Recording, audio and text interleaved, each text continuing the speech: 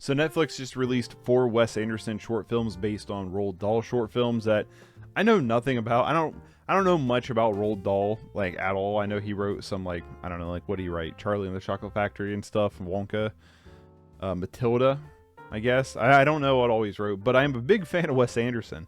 Wes Anderson's made some absolutely amazing films that I really love, and I'll pretty much watch anything at this point that he directs. He would have to have a pretty long string, I should say, of just like really bad and not Wes Anderson-y kind of movies. Wes Anderson kind of has this pretty unique like storybook kind of vibe. So to take these movies and kind of turn them into, or I mean, take these stories and kind of turn them into like short films and stuff in a very storybook style is definitely pretty interesting. It works pretty well for Wes Anderson's whole vibe. You know what I mean? His whole aesthetic. So there's 4 of these movies. There's Poison, The Rat Catcher, The Swan, and The Wonderful World of Henry Sugar. That was hard for me to say without just messing that up horrendously. All these are on Netflix to watch. They're all each 17 minutes besides The Wonderful World of Henry Sugar, which is 37. And that, I just mushed that together. I can't speak. What is happening right now? Why can't it speak? Am I having a stroke? Is it G Fuel? Anyway. Let's talk about these short films, shall we? I'm going to talk about The Rat Catcher first. This is a short film about a rat catcher explaining to a mechanic and a reporter about how he's going to catch the rat-a-tats, if you will. And it's got Richard Ayoade, I always want to say Ralph Fiennes, and Rupert Friend. I got someone yelled at me about how I pronounced Rafe Fiennes. I'm like, I looked it up, I swear that's how you say it. Each one of these stories pretty much has a narrator that's kind of explaining the story as the story is happening. But it's kind of just, each of these films have their own unique way to present the story, while also kind of presenting it similar enough that these are all like a cohesive piece in a way, if that makes any sense. They're akin to each other, if you will.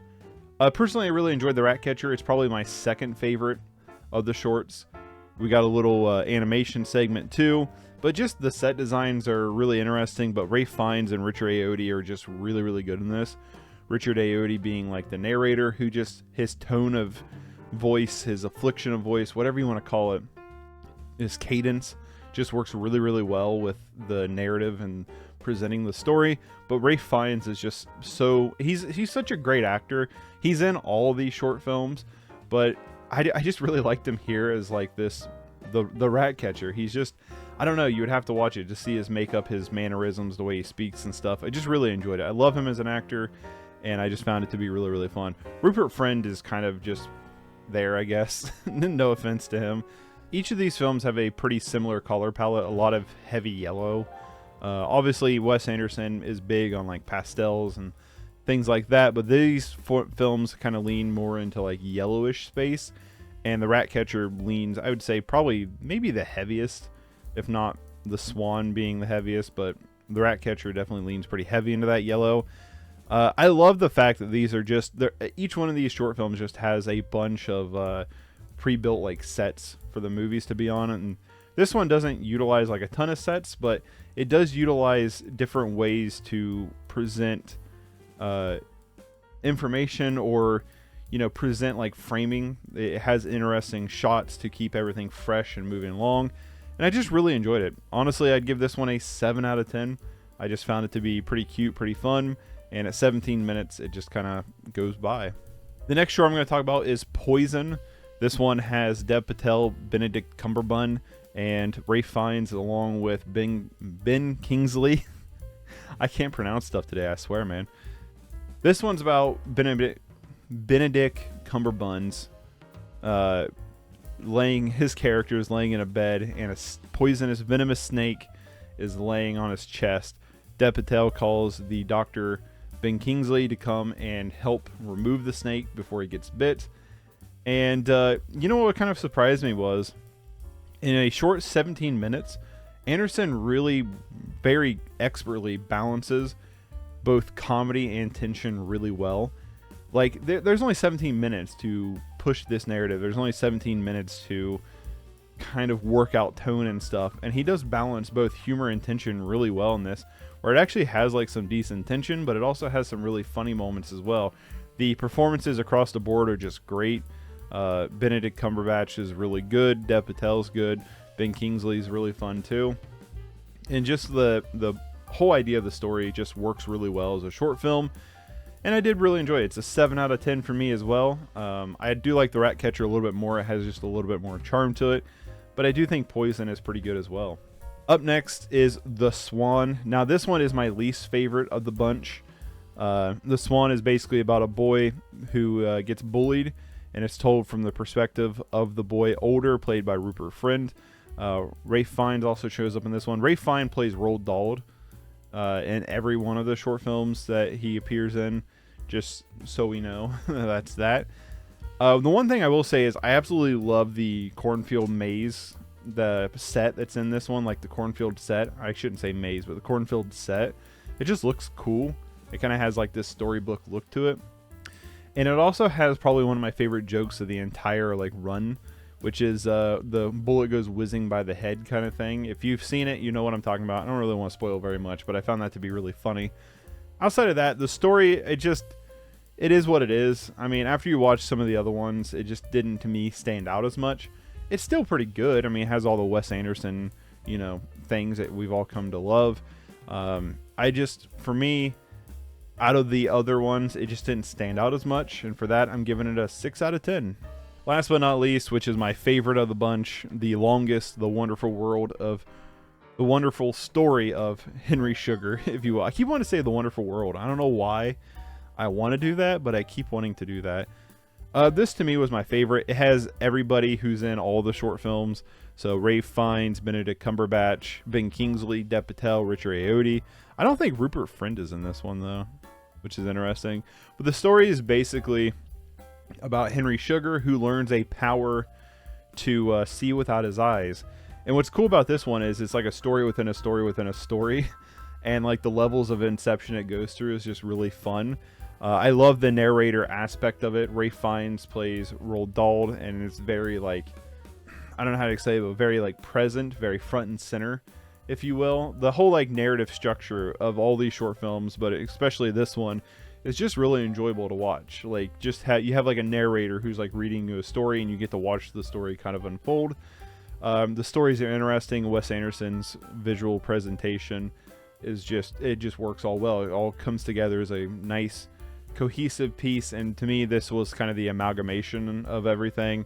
Running at 37 minutes, it was very easy to get just invested in the story. I found the story to be unique, charming. I just really liked the idea of the story, honestly, just the idea of someone finding this power, where this power came from, and trying to learn how to utilize it.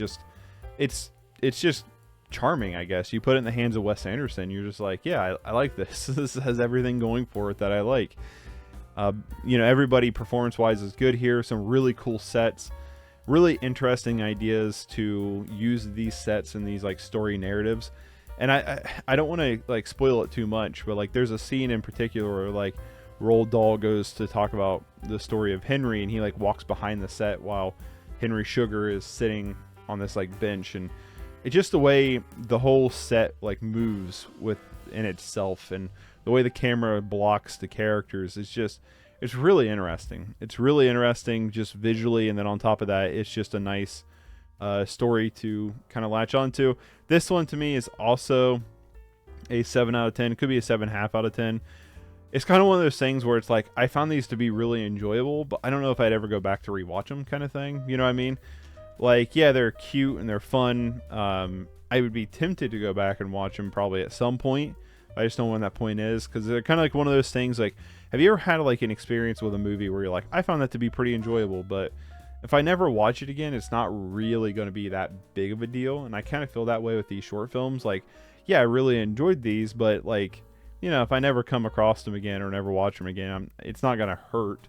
I don't know how to explain that, if that makes any sense. That's just the way I feel. Like, I watched them and I'm just going to move on. I do think they're all pretty good. I do think they're all worth a watch. I found them all to be enjoyable, and who knows, maybe I'll be wrong. Maybe I'm just in the mood for something else because I've been kind of on a documentary plunge here recently. So maybe that's partially why. Maybe if I get out of that mood, I'd want to watch them again. But for right now, I'm going to give 3 of them a 7 and 1 of them a 6. But they could go up, they could go down, they could go up. But very interesting. I love Wes Anderson. I haven't got to see Asteroid City yet. Love just checking out the stuff he does. Love his directorial style. I know some people are like, I'm getting tired of Anderson's style, or he just kind of does the same thing over and over. And I'm kind of one of those people that's like, one of my favorite bands is Motorhead. They did the same thing for 40 years.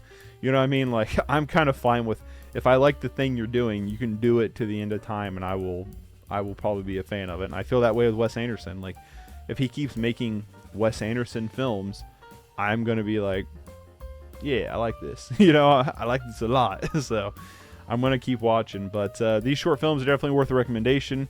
If you have Netflix still and you decided not to bail on it because of their shitty business practices. But yeah, thanks everybody for hanging out. If you want to support me or support the channel, you can consider becoming a patron. There's a link down below to my Patreon. There's also a link to my Twitch where I do watch-alongs. I do the movie collection updates, catalogs, everything like that. I'm also going to start streaming some games there as well.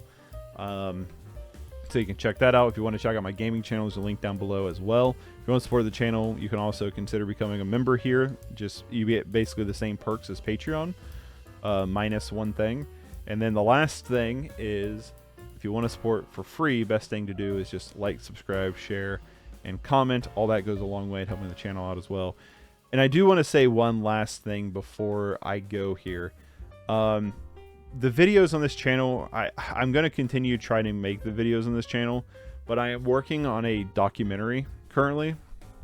And because I'm working on this documentary, I'm kind of putting that as my main focus when it comes to my work.